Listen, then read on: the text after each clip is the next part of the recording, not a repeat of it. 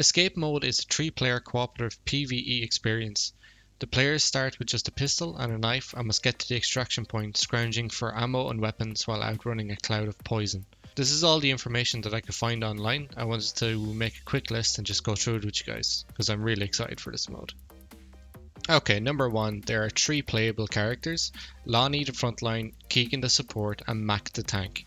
These are characters from the Hivebuster comic series, which I haven't read, but apparently it's started pretty good. Eventually, characters like Kate will make their way into the escape mode with their own unique abilities. These abilities will also be in Horde mode, but they won't be in Versus mode. So, each character has a unique special ability and a unique passive. Keegan, who's the support character, has an ammo crate, so he throws down an ammo crate and it has a little AoE, and every time characters stand in the AoE, they recharge ammo. His passive is when he marks enemies and they die, this recharges his ultimate ability a bit. Lonnie is the frontline character. Her special ability is a high damage melee attack with stun called the Electro Blade, and her passive is that every 1 in 5 executed enemies drops an ammo pickup. Mac is the tank class, and Mac's special ability is the barrier shield, so he puts out a barrier shield in front of him and he can move around with this. His passive ability is that every time Mac takes damage, this recharges his ultimate ability a little bit.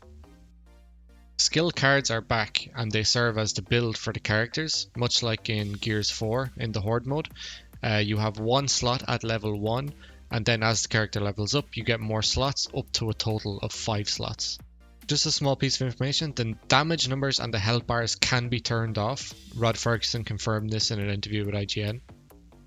So that's really good news for, if you don't really like that. I kind of do like that. I like that, especially if they're going to have, double health with some of these modifiers. It's nice to see, when they're actually going to go down, because some of them can be quite bullet spongy, but it's good for people who want to turn that off because it's new to Gears of War. There is 3-player split screen, but there's going to be no AI companions, so if you want to run this solo, you'll be going solo. You won't have AI companions with you, but of course there is matchmaking. So in an interview with IGN, Rod Ferguson said that they are planning to add hives on a regular basis. He said weekly, which makes sense given how the hives are actually created, and we'll move on into our next one. And that is that there is a map editor, so anyone can make a hive. The map is constructed via tiles, and the player can place enemies, ammo, and basically the structure of where the map is. But in order for the map to go live, you have to actually complete it first. So you can't just make an impossible hive and throw it online. You have to complete it before it can go live. Which leads us nice into difficulty, which is handled by mutators. There are 8 per hive. Each hive has a different set of varying mutators. The set is up to 8.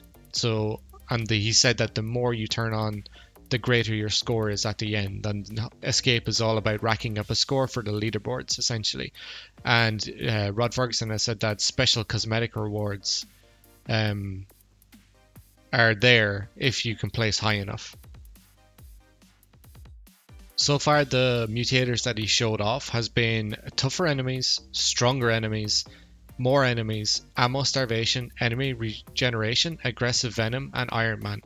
I think tougher enemies means more health and stronger enemies means more damage, probably times 2. Aggressive venom then. Venom is the smoke cloud or the poison cloud that you're escaping from. So aggressive venom would mean that you have less time to get out. You have less time to escape. And Iron Man, probably means you can't be downed. You're probably just killed. Or if you are killed, then you stay dead.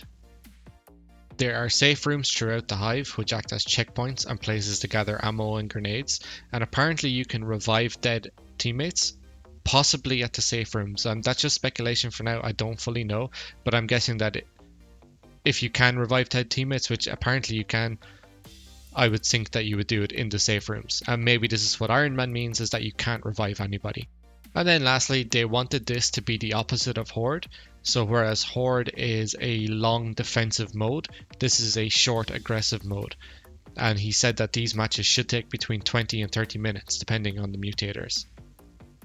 Okay guys, that's it. That's all the information I could gather. There's probably more out there that I haven't found yet, and maybe we'll hear more about it soon.